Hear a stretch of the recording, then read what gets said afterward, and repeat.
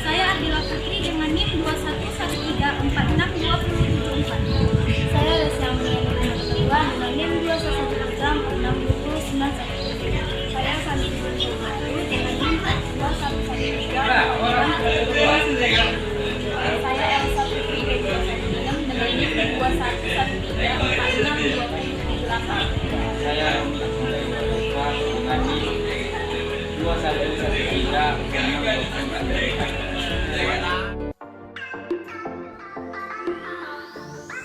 Baiklah, saya akan menjelaskan analisis rekam medis.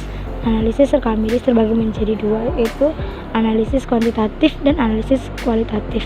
Analisis kuantitatif adalah telah atau review bagian tertentu dari isi rekam medis dengan maksud menemukan kekurangan khusus yang berkaitan dengan pencatatan rekam medis. Tujuan analisis kuantitatif: 1. Menentukan sekiranya ada kekurangan agar dapat dikoreksi dengan segera pada saat pasien masih dirawat. 2.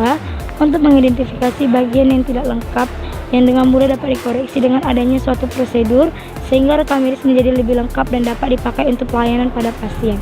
3. Kelengkapan rekam medis sesuai dengan peraturan yang ditetapkan dalam jangka waktunya, perizinan, akreditasi, dan keperluan sertifikat. 4. Mengetahui hal-hal yang berpotensi untuk membayar ganti rugi. Komponen analisis kuantitatif: 1. Memeriksa identifikasi pasien pada setiap lembar rekam medis. Setiap lembar rekam medis harus ada identitas pasien atau nomor rekam medis dan nama. Bila ada lembaran rekam medis yang tanpa identitas, harus direview untuk menentukan milik siapa lembaran tersebut. 2. Adanya semua laporan yang penting. Pada komponen ini akan memeriksa laporan dari kegiatan pelayanan yang diberikan atau tidak ada. Laporan yang ada di rekam medis yaitu laporan umum seperti lembar riwayat pasien, pemeriksaan fisik, catatan perkembangan, observasi klinik, ringkasan penyakit, laporan khusus seperti laporan operasi, dan hasil-hasil rekam medis di lab.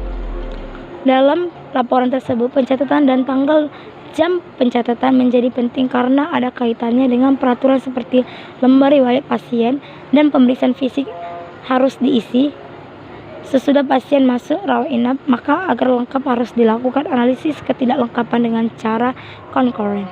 3. Review autentifikasi. Pada komponen ini, analisis kuantitatif memeriksa autentifikasi dari pencatatan berupa tanda tangan, nama jelas termasuk cap atau stempel, atau kode seseorang yang komputerisasi dalam penulisan nama. 4. Review pencatatan. Pada komponen ini akan dilakukan pemeriksaan pada pencatatan yang tidak lengkap dan tidak dibaca sehingga dapat dilengkapi dan diperjelas. 2.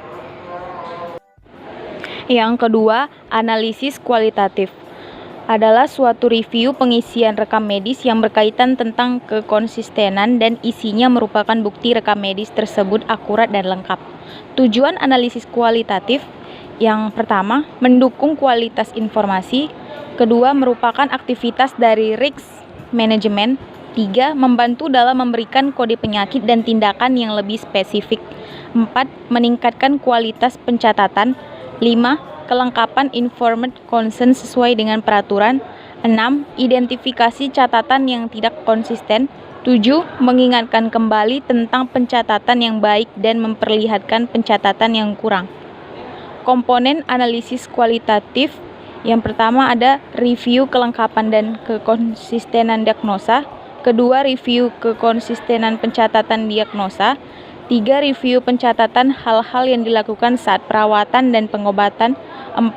Review adanya informed consent yang seharusnya ada. 5. Review cara atau praktek pencatatan. 6. Review hal-hal yang berpotensi menyebabkan tuntutan ganti rugi. Yang pertama, review kelengkapan dan kekonsistenan diagnosa. Pada review ini akan memeriksa kekonsistenan diagnosa diantaranya: 1. Diagnosa saat masuk atau alasan saat masuk rawat. Kedua, diagnosa tambahan. Ketiga, preoperatif diagnosis. 4. Postoperatif diagnosis. 5. Pathological diagnosis. 6. Clinical diagnosis. 7. Diagnosis akhir atau utama. 8. Diagnosa kedua. Yang kedua, review kekonsistenan pencatatan diagnosa. Konsistensi merupakan suatu penyesuaian atau kecocokan antara satu bagian dengan bagian lain dan dengan seluruh bagian, di mana diagnosa dari awal sampai akhir harus konsisten.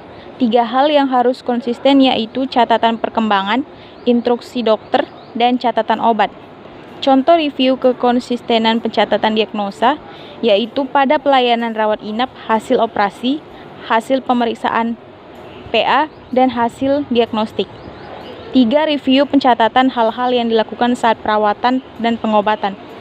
Rekam medis harus menjelaskan keadaan pasien selama dirawat. Contoh, hasil tes normal, pasien dalam keadaan baik, pasien telah diberi penjelasan petunjuk. 4. Review adanya informed consent yang seharusnya ada. Pada komponen ini, menganalisa surat persetujuan dari pasien apakah sudah diisi dengan benar dan lengkap sesuai dengan prosedur dan peraturan yang dibuat secara konsisten.